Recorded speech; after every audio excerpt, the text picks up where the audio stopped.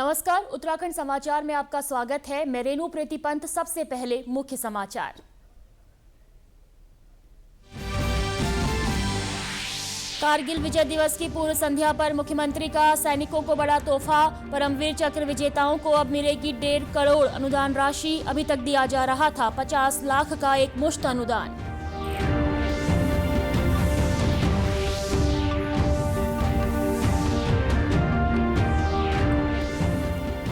मुख्यमंत्री पुष्कर सिंह धामी ने ली उच्च स्तरीय बैठक। सभी स्कूल भवनों और पुलों का सुरक्षा ऑडिट करने के दिए निर्देश। कहा, बच्चों की सुरक्षा में लापरवाही नहीं होगी बर्दाश्त।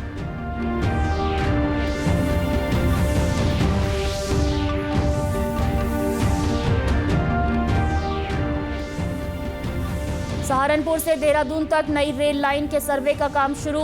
सांसद नरेश बंसल के सवाल पर राज्यसभा में रेलवे और सूचना प्रौद्योगिकी मंत्री ने दी जानकारी। आवश्यक स्वीकृतियां मिलने पर ही शुरू होगा रेल लाइन का काम।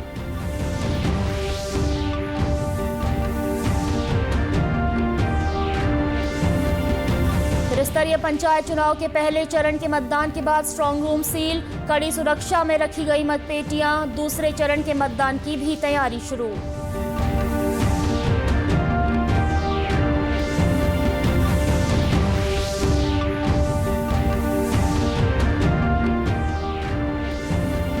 और टिहरी जनक्रांति के नायक श्रीदेव सुमन को पुण्यतिथि पर किया याद। टिहरी और मसूरी में दी गई श्रद्धांजलि।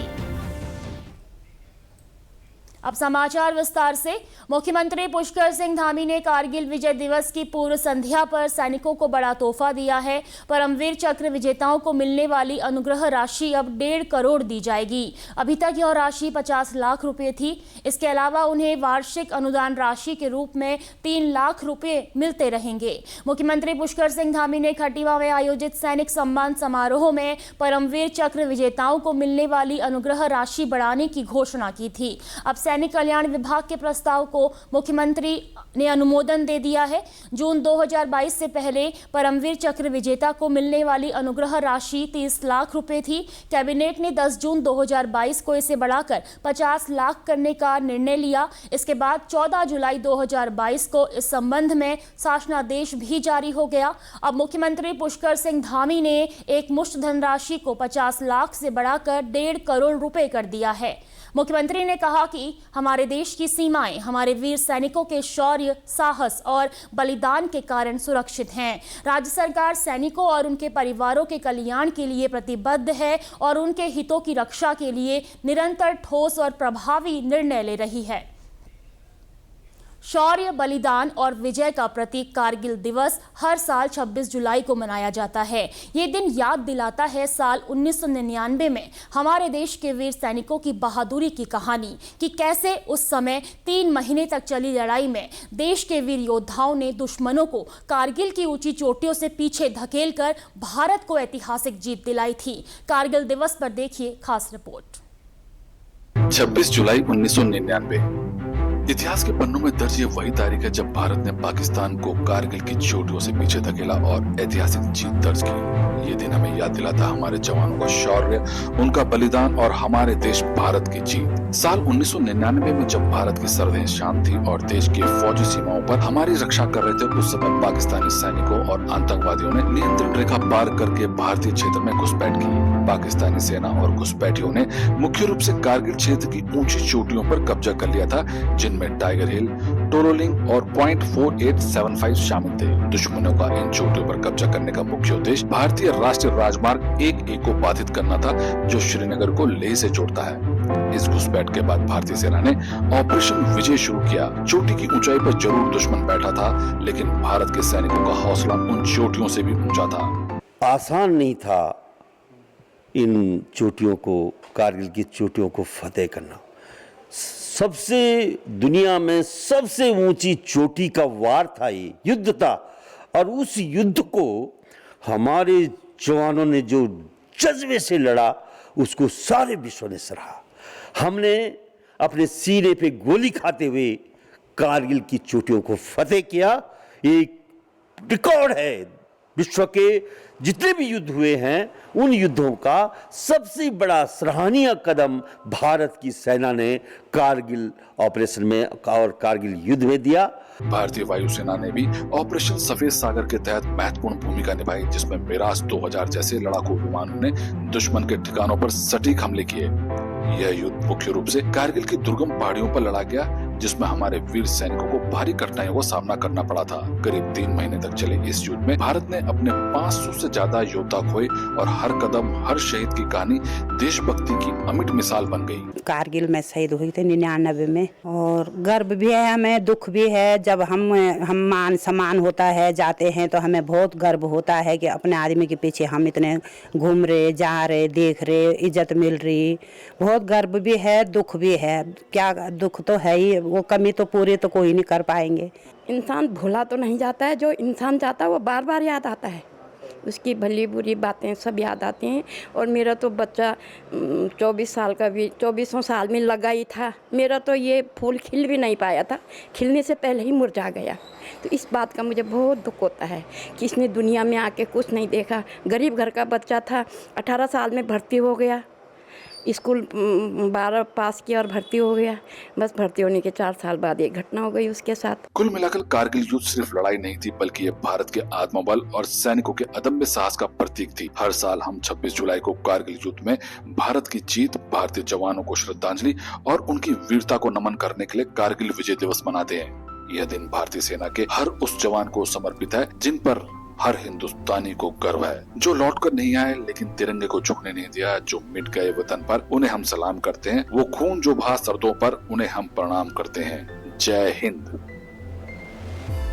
वहीं देहरादून में स्वतंत्रता संग्राम सेनानियों के उत्तराधिकारियों को जिला प्रशासन ने सौगात दी है। जिलाधिकारी सविन बंसल की अध्यक्षता में आयोजित बैठक के दौरान जब स्वतंत्रता सेनानियों की प्रथम पीढ़ी के परिजनों ने स्मार्ट सिटी और रोडवेज बसों में निःशुल्क यात्रा की मांग उठाई, तो जिलाधिकारी ने तुरंत ही आदेश जारी कर स्मार्ट सिटी बसों में फ्री यात्रा सुविधा लागू कर दी। जिलाधिकारी ने कहा कि मुख्यमंत्री के सख्त निर्देश हैं कि स्वतंत्रता संग्राम सेनानी और उनके उत्तराधिकारी हमारे लिए सर्वोपरि हैं। स्मार्ट सिटी बसों में इस सुविधा की जानकारी देने के लिए विशेष फ्लैग्स भी लगाए गए हैं। ट्रांसपोर्टेशन है उसमें सुगमता के लिए सभी उत्तराधिकारियों के लिए वो free of cost travel smart city की सभी बसेस में किया गया और वो उसका क्रियान्वयन भी हो चुका है और उसके साइन बोर्ड्स भी सभी बसेस में इंस्टॉल किए जा चुके हैं। मुख्यमंत्री पुष्कर सिंह धामी ने मुख्यमंत्री आवास में उच्च स्तरीय बैठक ली। इस दौरान मुख्यमंत्री ने अधिकारियों को प्रदेश के सभी स्कूल भवनों का सुरक्षा ऑडिट करने के निर्देश दिए। मुख्यमंत्री ने साफ किया कि जर्जर और असुरक्षित स्कूल भवनों में बच्चों को किसी भी स्थिति में न बैठाया जाए। बच्चों की सुरक्षा से जुड़ी किसी भी तरह की लापरवाही बर्दाश्त नहीं की जाएगी। मुख्यमंत्री ने निर्देश दिए कि जहां भी स्कूल भवन मरम्मत योग्य हैं वहां जल्द मरम्मत कराई जाए और जहां पुनर्निर्माण की जरूरत हो वहां उसकी कार्य योजना बनाकर तेजी से क्रियान्वयन किया जाए। प्रदेश के सभी पुलों का भी सुरक्षा ऑडिट करने के निर्देश मुख्यमंत्री ने दिए हैं। उन्होंने कहा कि जिन पुलों की स्थिति खराब हो रही है उनकी मरम्मत और पुनर्निर्माण का काम प्राथमिकता पर किया जाए। पुलों की स्थिति पर नियमित निगरानी हो और कहीं भी जर्जर पुलों के कारण कोई जनहानि न हो। मुख्यमंत्री ने त्रियोगी नारायण और वेडिंग डेस्टिनेशन के रूप में विकसित किए जा रहे अन्य स्थलों की कार्यवाही में तेजी लाई जाने के भी निर्देश दिए। मुख्यमंत्री पुष्कर सिंह धामी ने प्रधानमंत्री नरेंद्र मोदी को भारत के इतिहास में प्रधानमंत्री के रूप में दूसरा सबसे लंबा कार्यकाल पूर्ण करने पर प्रदेशवासियों की ओर से शुभकामनाएं दी हैं। मुख्यमंत्री ने कहा कि नरेंद्र मोदी के नेतृत्व में देश तेजी से आगे बढ़ रहा है और विश्व मंच पर भारत की अलग पहचान बना रहा है। उन्होंने कहा कि प्रधानमंत्री ने अंत्योदय के सिद्धांत पर काम करते हुए समाज के अंतिम व्यक्ति तक विकास की धारा पहुंचाई है। मुख्यमंत्री ने कहा कि प्रधानमंत्री नरेंद्र मोदी को नए भारत का निर्माता बताया और कहा कि देश आज हर क्षेत्र में नवाचार के साथ आगे बढ़ रहा है। साइंस, टेक्नोलॉजी और इनोवेशन के क्षेत्र में कई ऐतिहासिक निर्णय लिए जा चुके हैं। आजाद भारत के इतिहास में प्रधानमंत्री के रूप में दूसरा सबसे लंबा कार्यकाल पूरा करने वाले आदरणीय प्रधानमंत्री श्री नरेंद्र मोदी जी को, जो जन गण मन के नायक हैं, उनको मैं देवभूमि उत्तराखंड की जनता की ओर से बहुत बधाई देता हूँ, शुभकामनाएं देता हूँ। उनके नेतृत्व में आज देश तेज़ी से आगे बढ़ रहा है। विश्व के अंदर भारत की एक अलग पहचान विकसित हो रही है। अंत्योदय को सिद्धांत को लेकर अंतिम छोर में खड़े हुए व्यक्ति तक विकास की धारा पहुंचाने का काम हुआ है और मैं उनको नए भारत का निर्माता कहूं तो ये कोई अतिशयोक्ति नहीं होगी। हाल ही में प्रधानमंत्री नरेंद्र मोदी के ब्रिटेन दौरे के दौरान भारत और ब्रिटेन के बीच फ्री ट्रेड एग्रीमेंट पर सहमति बनी। इस ऐतिहासिक समझौते को लेकर उत्तराखंड इंडस्ट्रीज एसोसिएशन के अध्यक्ष पंकज गुप्ता ने कहा कि यह डील भारत और ब्रिटेन दोनों के लिए लाभदायक साबित होगी, विशेष रूप से भारत के लिए, क्योंकि पिछले 3 वर्षों से इस समझौते पर काम चल रहा था। इस डील के बाद भारत का निर्यात दोगुना होने की संभावना है। उत्तराखंड के लिए यह समझौता कई क्षेत्रों में अवसर लेकर आएगा। इससे pharmaceutical, textile, engineering goods, James and jewellery, aromatic और हर्बल मेडिसिन के सेक्टर्स को बड़ा लाभ होगा। इसके साथ ही बासमती चावल के निर्यात को भी इसका विशेष फायदा मिलने की उम्मीद है। इससे जो दोनों देशों के बीच में बहुत मजबूत पार्टनरशिप के रूप में ये उभरेगा और मेरा मानना ये है कि ब्रिटेन के साथ साथ इंडिया को बहुत बड़ा लाभ मिलेगा। हमारे जो एक्सपोर्ट्स हैं, हमने बात करी है कि 2030 तक जो है हम अपने एक्सपोर्ट्स को डबल करेंगे और हमारे तो and number of products Britain को जाते हैं। ब्रिटेन से तो कम चीज़ें आती हैं पर हमारा बहुत सामान जाता है और पर्टिकुलरली एग्रीकल्चर से रिलेटेड है, एमएसएमई से रिलेटेड है, लार्ज इंडस्ट्री से भी रिलेटेड है। बहुत सारा सामान ब्रिटेन को जाता है और नियर जीरो टैरिफ की जो बात हुई है ये अपने आप में बहुत बड़ी अचीवमेंट हम कहेंगे भारत के लिए। रुद्रप्रयाग में त्रिस्तरीय पंचायत चुनाव के लिए पहले चरण का मतदान शांतिपूर्ण और निष्पक्ष रूप से संपन्न हुआ। जिलाधिकारी प्रतीक जैन ने बताया कि जिले के तीनों विकास खंडों अगस्त्यमुनि, ऊखीमठ और जखोली में कुल 2,04,062 मतदाताओं में से 1,28,528 मतदाताओं ने अपने मताधिकार का प्रयोग किया। जिले में कुल 62.9% मतदान दर्ज किया गया। उन्होंने बताया कि विकासखंड अगस्त्यमुनि में 61.93%, जखोली में 59.84% और ऊखीमठ में सर्वाधिक 72.41% मतदान हुआ। जिलाधिकारी ने कहा कि सभी युवा अपने मताधिकार का प्रयोग कर लोकतंत्र में भागीदारी के लिए उत्साहित नजर आए। जिलाधिकारी ने साफ किया कि सभी स्ट्रांग रूम में सुरक्षा व्यवस्था भी कड़ी की गई है। कल हमारे जनपद में पंचायत चुनाव की पूरी प्रक्रिया पूरी हो गई थी और 24 जुलाई को जनपद में काफ़ी अच्छी मात्रा में हमें देखने को मिला कि काफ़ी उत्साह था लोगों में चुनाव के प्रति। मैंने काफ़ी जो नए वोटर्स थे जो पहली बार वोट देने जा रहे थे उनसे भी इंटरेक्शन किया, वो भी काफ़ी उत्साहित थे। हमने जो टोटल वोटर टर्नआउट रिकॉर्ड किया रुद्रप्रयाग जनपद में वो 62.9% रहा। उसके लिए बड़े क्लियर निर्देश सभी बीडीओस को, सभी एसडीएम्स को दिए गए हैं कि अगस्त्यमुनि, जखोली और ऊखीमठ जहाँ जहाँ हमने स्ट्रांग रूम बनाए हैं, ऊखीमठ और जखोली में तो ब्लॉक की बिल्डिंग में ही है, अगस्त्यमुनि में क्रीड़ा भवन जो हमारा अगस्त्यमुनि में है वहाँ पे स्ट्रांग रूम बनाया गया है। तो सभी को निर्देश दिए गए हैं, पुलिस को भी निर्देश दिए गए हैं कि स्ट्रांग रूम की कड़ी से कड़ी निगरानी करें। वहीं बागेश्वर में भी त्रिस्तरीय पंचायत चुनाव शांतिपूर्ण और सुव्यवस्थित ढंग से संपन्न हो गया है। जिले में कुल 63.11% मतदान दर्ज किया गया है। पंचायत चुनाव की प्रक्रिया के तहत सभी मतदान पेटियों को स्ट्रांग रूम में सुरक्षित पहुंचा दिया गया है। बागेश्वर और गरुड़ के स्ट्रांग रूम पूरी तरह सील कर दिए गए हैं। सुरक्षा के लिहाज से प्रशासन ने सीसीटीवी निगरानी, डबल गार्ड ड्यूटी और पुलिस बल की तैनाती जैसी कड़ी व्यवस्थाएं लागू की हैं। हर स्ट्रांग रूम की सुरक्षा व्यवस्था को बेहद गंभीरता से लागू किया गया है। पुलिस अधीक्षक चंद्रशेखर घोड़के ने बताया कि सभी स्ट्रांग रूमों की लगातार निगरानी की जा रही है। चुनाव आयोग के दिशा निर्देशों के तहत मतपेटियों की सुरक्षा सुनिश्चित की गई है। किसी भी स्तर पर कोई ढिलाई नहीं बरती जा रही है। 24 तारीख को पूरे बागेश्वर जनपद में तीनों ब्लॉकों में त्रिस्तरीय पंचायती चुनाव का आयोजन किया गया था। इसमें जो है लोगों द्वारा बढ़ चढ़कर प्रतिभाग किया गया और लोगों द्वारा इस अपने मताधिकार का प्रयोग किया गया है। इसमें हमारी बागेश्वर और गरुड़ ब्लॉक की जो स्ट्रांग रूम है वो कल रात में ही सील हो चुकी है। हमने पीएसी के साथ साथ आर्म पुलिस की भी गार्ड यहाँ पे लग चुकी है, डबल गार्ड यहाँ पे मौजूद है और स्ट्रांग रूम की सुरक्षा को लेकर जो है पूरे पुख्ता इंतजाम किए गए हैं।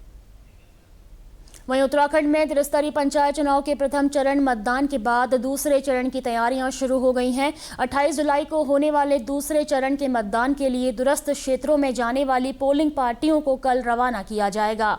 वहीं चमोली के दूरस्थ विकासखंड पोखरी में पोलिंग पार्टियों को रवाना करने के लिए सभी तैयारियां पूरी कर ली गई हैं। पोलिंग पार्टियों के लिए सभी व्यवस्थाओं का उप जिलाधिकारी पोखरी ने अधिकारियों के साथ संयुक्त निरीक्षण कर तैयारियों का जायजा लिया। वहीं रिटर्निंग ऑफिसर पोखरी राजकुमार का कहना है कि 73 ग्राम पंचायतों के 78 बूथों के लिए 39 पोलिंग पार्टियों को 26 जुलाई को, जबकि बाकी बची 39 पोलिंग पार्टियों को 27 जुलाई को रवाना किया जाएगा। इसके लिए सभी तैयारियां पूरी कर ली गई हैं। निर्देश प्राप्त है कि मार्ग की दशा को देखते हुए, वर्तमान में वर्षा काल के मौसम को देखते हुए 1-2 दिन पहले ही पोलिंग पार्टियों को मूवमेंट करा लिया जाए। तो वो सब प्लान बना के यहाँ से प्रेषित किया गया था, तो उस पर हमें जो है प्राप्ति हुई है। तो 39 पोलिंग पार्टियां कल मूवमेंट करेंगी और 39 पोलिंग पार्टियां हमारी जो है 27 तारीख को मूवमेंट करेंगी यहाँ पर। बाकी इसी क्रम में कोई पोलिंग पार्टियों की वापसी भी होगी। संबंधित सभी जो है तैयारियां पूर्ण कर ली गई हैं। टिहरी राजशाही के खिलाफ 84 दिन तक भूख हड़ताल करने वाले महान स्वतंत्रता सेनानी श्रीदेव सुमन की शहादत दिवस के अवसर पर उन्हें भावभीनी श्रद्धांजलि दी गई। शहादत दिवस को शौर्य दिवस के रूप में मनाते हुए जनपद के विभिन्न क्षेत्रों में श्रीदेव सुमन को याद किया गया। राजशाही के दौरान उनको पहनाई गई हथकड़ियां और बेड़ियां आम लोगों के दर्शनार्थ रखी गई। आज के दिन टिहरी कारागार आम जनता के लिए खुला रहा। इस मौके पर टिहरी के जिलाधिकारी नितिका खंडेलवाल और टिहरी के विधायक किशोर उपाध्याय ने टिहरी के जिला कारागार में पहुंचकर श्रीदेव सुमन के स्मारक में माल्यार्पण कर श्रद्धा सुमन अर्पित किए। इसके साथ ही उन्होंने विभिन्न प्रजातियों के पौधों का रोपण भी जिला कारागार के समीप किया।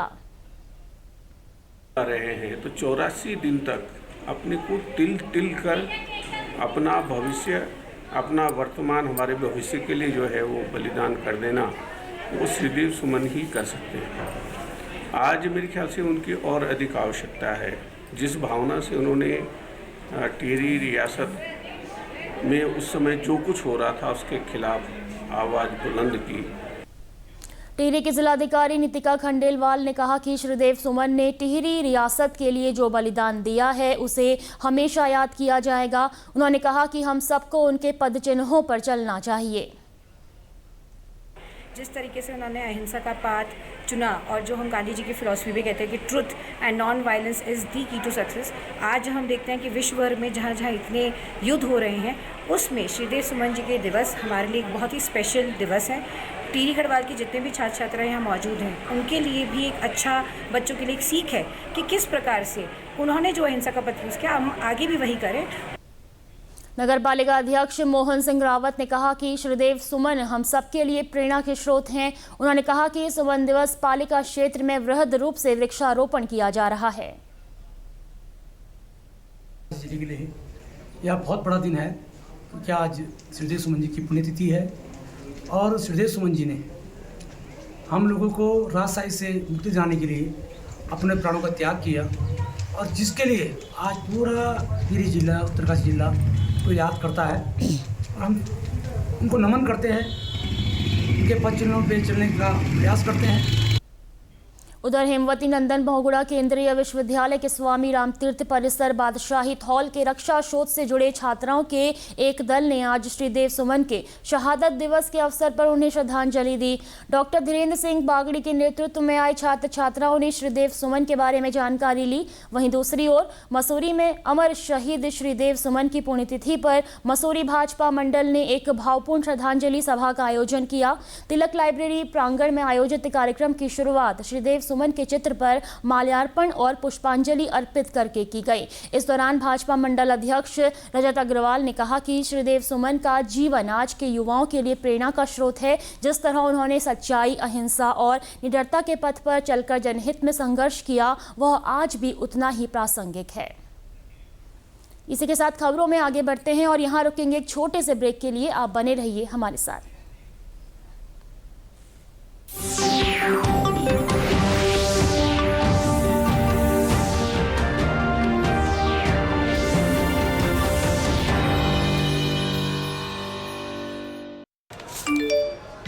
कम समय में ज्यादा मुनाफा, बस एक क्लिक में। कमाल है। अनजान लिंक्स पर क्लिक मत कीजिए। आरबीआई कहता है जानकार बनिए, सतर्क रहिए। Work from home, high salary, बस एक क्लिक में। अरे वाह! अनजान लिंक्स पर क्लिक मत कीजिए। आरबीआई कहता है जानकार बनिए, सतर्क रहिए।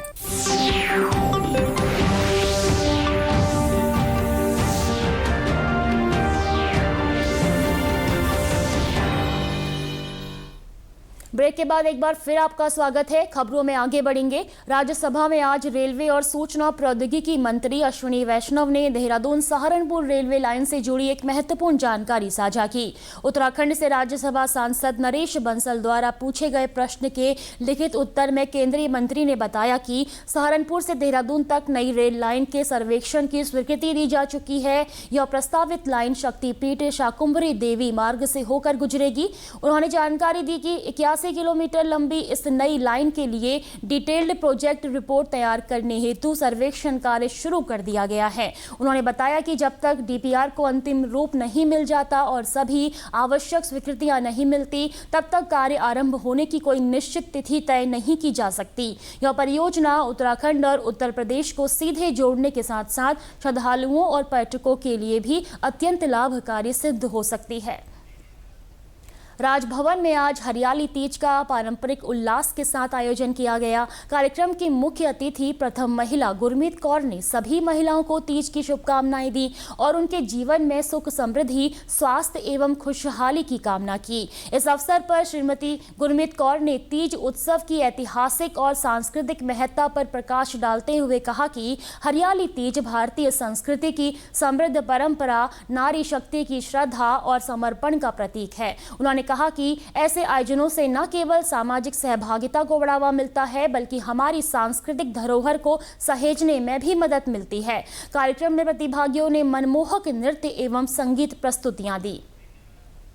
जनपद पौड़ी गढ़वाल के कोटद्वार भाबर के मगनपुर स्थित नवनिर्मित केंद्रीय विद्यालय में प्रवेश कार्यक्रम का उद्घाटन विधानसभा अध्यक्ष ऋतु खंडूड़ी भूषण ने दीप प्रज्वलित कर किया।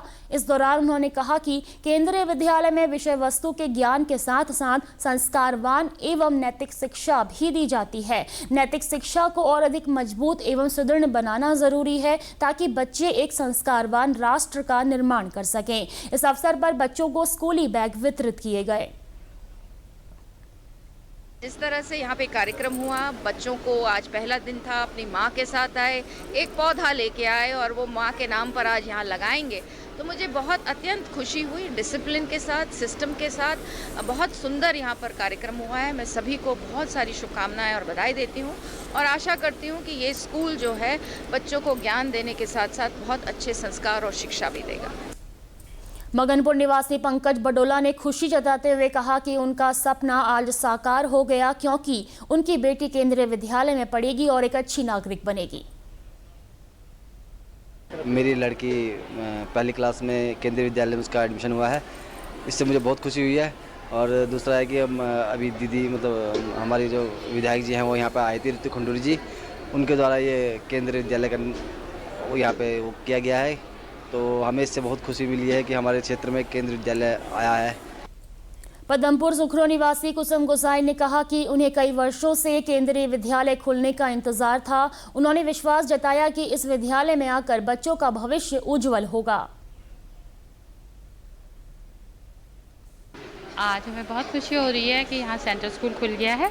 हम काफ़ी सालों से वेट कर रहे थे कि कब सेंट्रल स्कूल खुलेगा, लेकिन इस बार मैडम की बहुत अच्छा प्रयास रहा जो ये सत्र शुरू हुआ है और बच्चों के उज्जवल भविष्य की हम कामना करते हैं।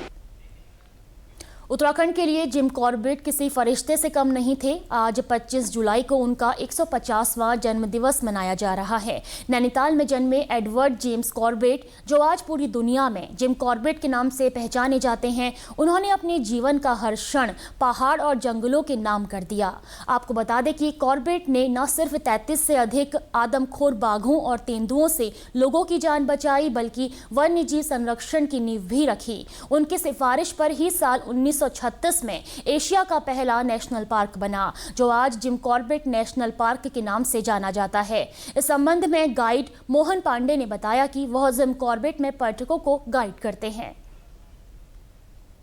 1915 से लेकर 1947 तक यहाँ पर रहे और उन्होंने जो है यहाँ पर 40 परिवार बसाए थे हमारे कुमाऊं से लाकर, नैनीताल अल्मोड़ा से लाके। वो 40 परिवार आज भी यहाँ पर रह रहे हैं। जब वो यहाँ छोड़ के गए, जब हमारा देश आज़ाद हुआ, तो ये पूरा 40 परिवारों को ज़मीन पूरी दान करे। वहीं पर्यावरण प्रेमी अंजलि ने बताया कि कॉर्बेट न केवल शिकारी थे बल्कि बेहतरीन लेखक और प्रकृति प्रेमी भी। उन्होंने Man Eaters of Kumaon, Jungle Lore, My India जैसी कई किताबें लिखी। वो एक ऐसे इंसान थे जिन्होंने जंगल के संरक्षण की तो बात करी, वाइल्ड लाइफ के संरक्षण की बात करी और उसी से ये पूरा मूवमेंट, जो पहला पार्क बना कॉर्बेट नेशनल पार्क उस समय बना और फिर ये, और अब जब 100 पार्क हैं हमारे पास, उसी से ये पूरा मूवमेंट जो देश में शुरू हुआ कि प्रोटेक्टेड एरियाज़ का संरक्षण करना चाहिए। वहीं प्रदेश के वन मंत्री सुबोध उनियाल ने बताया कि जिम कॉर्बेट के योगदान से न सिर्फ रोजगार बढ़ा है बल्कि पर्यावरण संरक्षण और वन्य जीव संरक्षण की दिशा में भी काफी योगदान दिया है। एक शिकारी के रूप में उन्होंने जहाँ जहाँ नरपक्षी बाघ उनको दिखाई दिए, मैन ईटर बाघों को खत्म करके उन्होंने जनता के बीच में जाकर जनता को जागरूक करने का काम किया। और उसी दौरान जब उनको लगा कि वन्य जीवों का अस्तित्व भी हमारी विविधता को बचाए रखने के लिए आवश्यक है, तो हृदय परिवर्तन होने के बाद वो एक प्रकृतिवादी बनकर उन्होंने जिस तरह वन्य जीवों के प्रति अपने प्रेम दिखा करके लोगों को उनको बचाने के काम में एक पार्टिसिपेट करने के लिए जिस तरह से प्रेरित किया। प्रदेश के समाचारों में बस इतना ही। चलते चलते मुख्य समाचार एक बार फिर। कारगिल विजय दिवस की पूर्व संध्या पर मुख्यमंत्री का सैनिकों को बड़ा तोहफा। परमवीर चक्र विजेताओं को अब मिलेगी 1.5 करोड़ अनुदान राशि। अभी तक दिया जा रहा था 50 लाख का एक मुश्त अनुदान।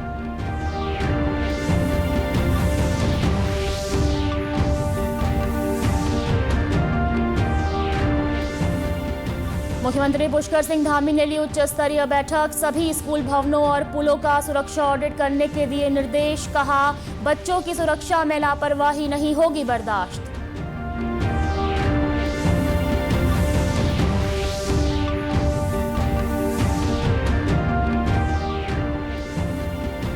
सहारनपुर से देहरादून तक नई रेल लाइन के सर्वे का काम शुरू। सांसद नरेश बंसल के सवाल पर राज्यसभा में रेलवे और सूचना प्रौद्योगिकी मंत्री ने दी जानकारी। आवश्यक स्वीकृतियां मिलने पर ही शुरू होगा रेल लाइन का काम।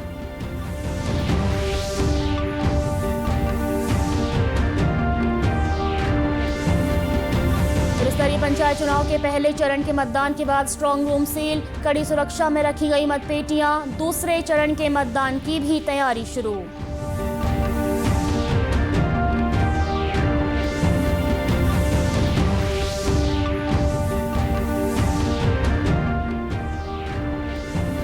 और टिहरी जनक्रांति के नायक श्रीदेव सुमन को पुण्यतिथि पर किया गया याद। टिहरी और मसूरी में दी गई श्रद्धांजलि। प्रदेश से जुड़ी अपडेट्स के लिए आप हमसे सोशल मीडिया के माध्यम से भी जुड़ सकते हैं। हमारा एक्स हैंडल है DD News_देहरादून। हमारा फेसबुक पेज है DD News उत्तराखंड। हमारे YouTube channel DD News Uttarakhand को आप सब्सक्राइब करें और हमारे Instagram page DD News Uttarakhand को भी फॉलो करें। नमस्कार।